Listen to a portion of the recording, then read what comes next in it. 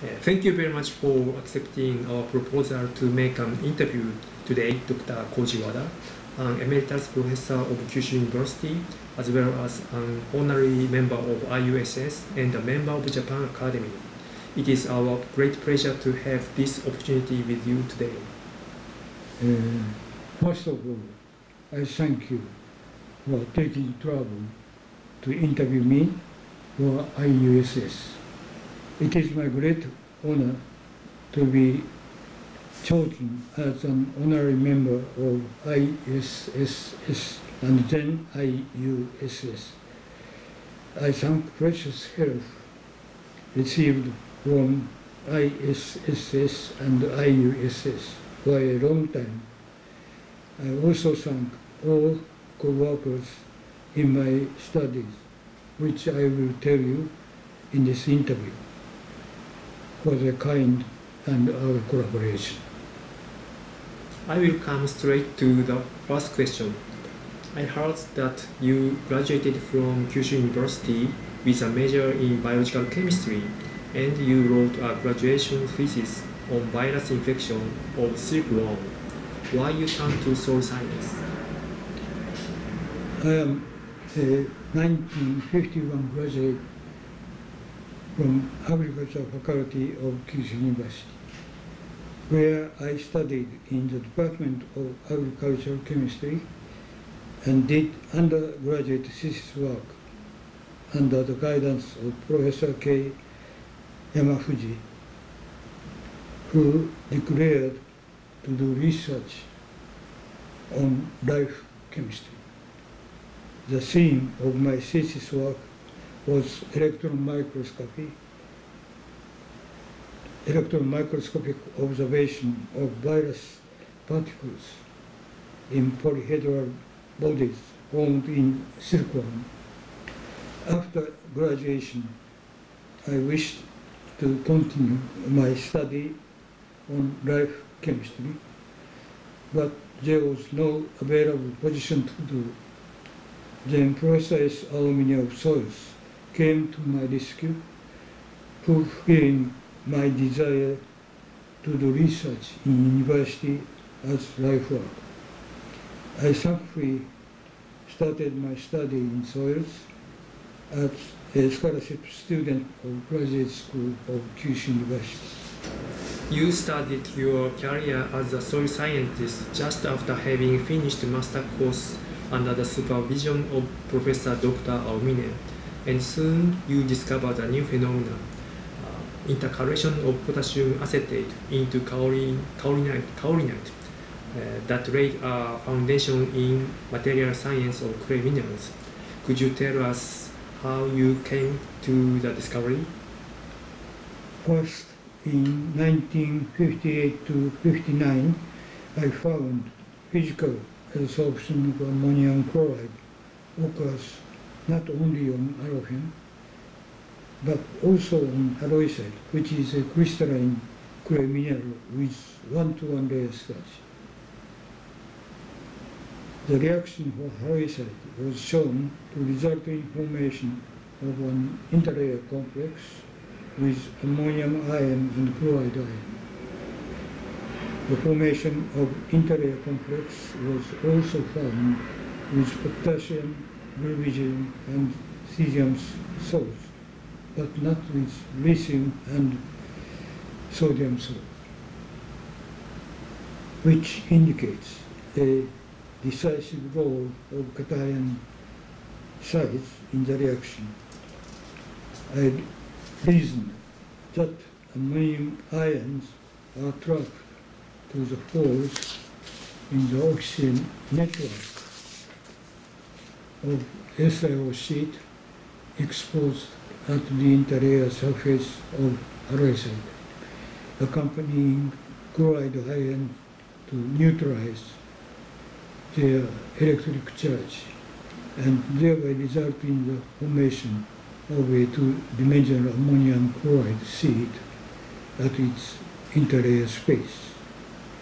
Then in 1960 to 61, I found that kaolinite, a one-to-one layer structure mineral, like alloysite, but so far known as the mineral never opened its interest phase. Did form the interlayer complex with potassium ion, acetate ion, and water molecule by dry grinding with potassium acetate, a strongly deliquescent salt. The reaction was found common to all kaolin minerals, but not to serpentine minerals, 2-1 and 2-2 layer structure minerals. The formation of interlayer salt complex, later called intercalation, attracted attention and opening of the new area for the study on clay-iron interaction. After having published several papers on intercalation, you shifted your research weight from kaolin minerals to poorly ordered minerals in soils from volcanic ash. I guess you were provoked by the discovery of immorite in early 1960s.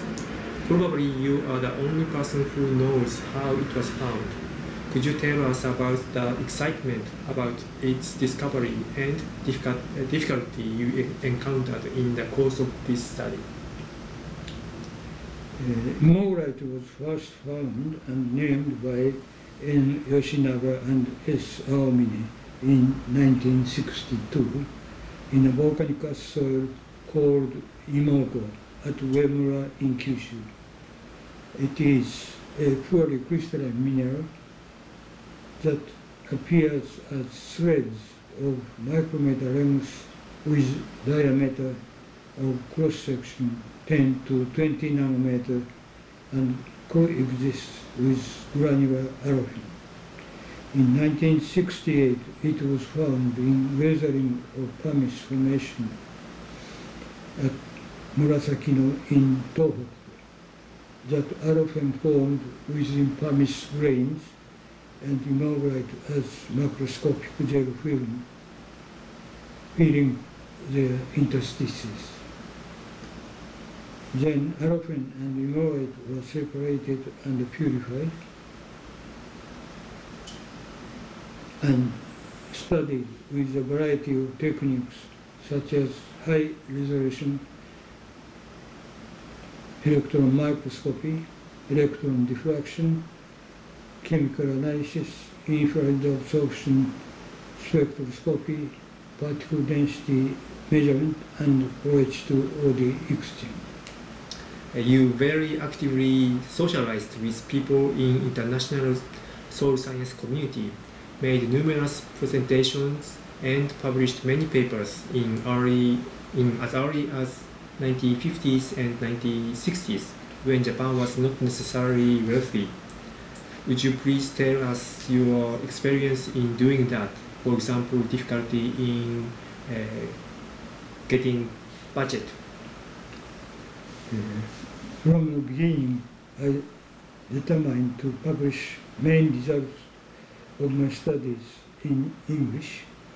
In 1950s, I published papers in soil science and plant nutrition, American mineralogist, and soil science. Encouraged by the response, I not only continued to publish in English, but also wished to attend overseas meetings and conferences as far as possible. My first attendance of overseas meeting was the 7th International Soil Conference held at Madison in Wisconsin in the summer of 1960, when I just started to work as Rockefeller Fellow with Professor Emil Jackson in the University of Wisconsin. Professor Jackson surprised me to ask co-author a note related to intercalation of kaolin minerals which was a news at the time, and its presentation at the conference was in success to attract attention.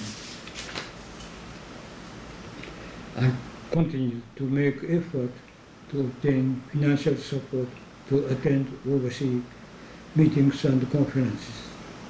Fortunately, there were supports, for example, internally from the Ministry of Education and Science, the Japan Society for Promotion of Science, Japanese Society of Soil Science and Plant Nutrition, Kyushu University, and from abroad, the Ruba-Hyun Trust and the University of Adelaide were the 9th International Soil Conference held at Adelaide in 1968, and thereafter sponsors of conferences and meetings.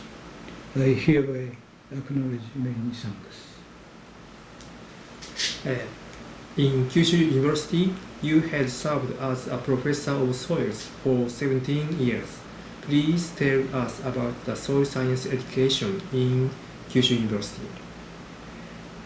As you mentioned, I served as professor of soils for 17 years, including 4 years as the Dean of Agriculture Faculty, and then as the President of Kyushu University for 4 years. These 8 years gave me opportunities to consider university education and research in general. In the first half of 1990s, when I served as a president, university reform was a popular theme all over Japan.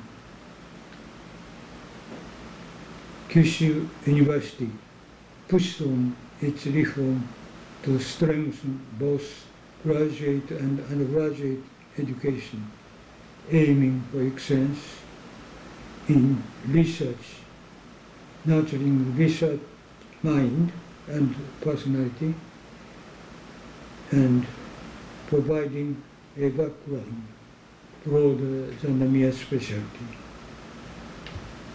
At that time, I did not consider soil science education in university in particular, but what Kyushu University aimed in its reform could also be applied to soil science education as well. Thus, graduate education is stressed on research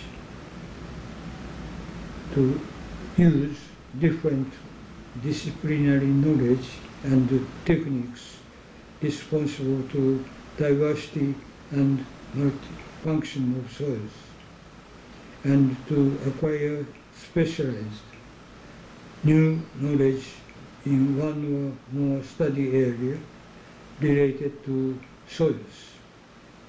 Undergraduate education be designed to help students recognize not only soil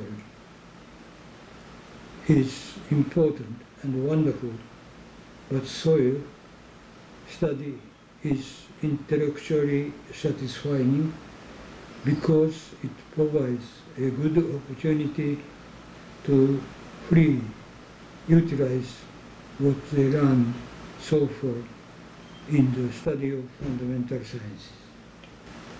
Thank you very much, Dr. Awada. Let me ask one more question. Now you are a member of Japan Academy and working with distinguished scientists from various fields. What do you think of the task of soil science in the nowadays world? In 1950s, I started my study purely to non-crystalline clay minerals of volcanic earth soils, intending to fill a blank in the knowledge of soil clay minerals, thereby wishing to contribute to understand unique physical and chemical properties of organic soils and to solve their problems in agricultural production. In those days, the urgent social request was to supply enough food and increase agricultural production in the country. Now, this request has extended to global as well as regional, and a new one has been brought forward to maintain and preserve natural environments. Both social and political measures are necessary to respond to this request, but they should be based on scientific knowledge and techniques for food production and environment preservation. Soil studies as a field of natural science advance, being stimulated by scientific interest, but also by facing social reality, recognizing the problem, and making every effort to solve it. I look forward and wish development of soil studies. Thank you very much for your kind and thoughtful interview today. Thank you very much, Dr. Kojiwara.